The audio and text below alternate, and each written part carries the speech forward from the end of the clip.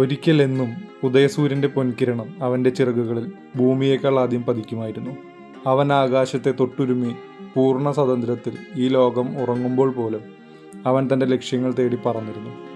പക്ഷേ സമയം കടന്നുപോയപ്പോൾ അവൻ്റെ ചിറകുകൾ തളർന്നു തുടങ്ങി. നഖങ്ങൾ കട്ടിയായി, കൊക്ക് താഴോട്ട് വളഞ്ഞു. അവന് വേട്ടയാകാനാകാതെയായി, പറക്കാനാകാതെയായി. ജീവിതവും സമൂഹവും അവനോട് പറഞ്ഞു, ഇനി നിനക്ക് കഴിയില്ല, നിനക്ക് സാധിക്കില്ല, നീ തോറ്റുപോകും.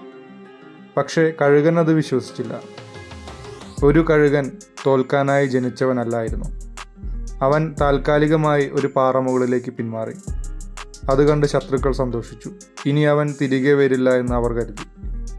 പക്ഷേ ഇനി എന്തൊക്കെ സഹിച്ചാലും ഞാൻ തിരികെ വരുമെന്ന് കഴുകനും മനസ്സിലുറപ്പിച്ചു. സ്വന്തം കൊക്ക് പാറയിൽ ഉരച്ചു കളഞ്ഞ് പുതിയത് വരുന്നത് വരെ അവൻ കാത്തിരുന്നു. അവൻ ക്ഷമിച്ചു. കൊക്ക് പുതിയതായി വന്നു. ആ കൊക്കുകൾ കൊണ്ട് അവൻ അവൻ്റെ നഖങ്ങൾ സ്വയം പിഴുതു കളഞ്ഞു. വേദനയോടെയാണെങ്കിലും അവൻ എല്ലാം സഹിച്ചു. പുതിയ നഖങ്ങൾ കൊണ്ട് അവൻ്റെ പഴയ തൂവലുകൾ ഇളക്കി മാറ്റി. അതെല്ലാം ദൈവം അവൻ്റെ സഹനത്തിന്, അവൻ്റെ ക്ഷമയ്ക്ക് പ്രതിഫലമായി അവന് നൽകി. മാസങ്ങൾക്ക് ശേഷം വേദനയിലൂടെ അവൻ പുതിയതായി ജനിച്ചു. തൻ്റെ ശത്രുക്കൾ നോക്കി നിൽക്കെ വീണ്ടും ആദ്യ കിരണം തൻ്റെ ചിറകുകളെ സ്വർണ്ണക്കളർ പതിപ്പിച്ചപ്പോൾ അവരെയൊന്നും, അഥവാ ഈ സമൂഹത്തെ ഒന്നും ശ്രദ്ധ കൊടുക്കാതെ അവൻ കൂടുതൽ ഉയരങ്ങളിലേക്ക് കുതിച്ചുയർന്നു.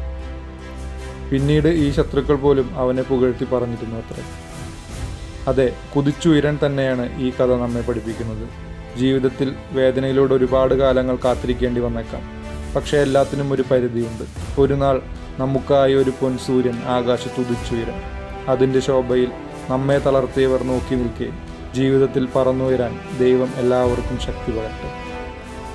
സംശയമില്ലാതെ നിന്നിൽ വിശ്വസിക്കൂ. ഈ ലോകം നിനക്കായി കെട്ടിപ്പടുത്തതാണ്. വീഡിയോ ഇഷ്ടമായ സബ്സ്ക്രൈബ് ചെയ്ത് അഭിപ്രായം കമൻറ്റ് ചെയ്യാൻ മറക്കരുത്.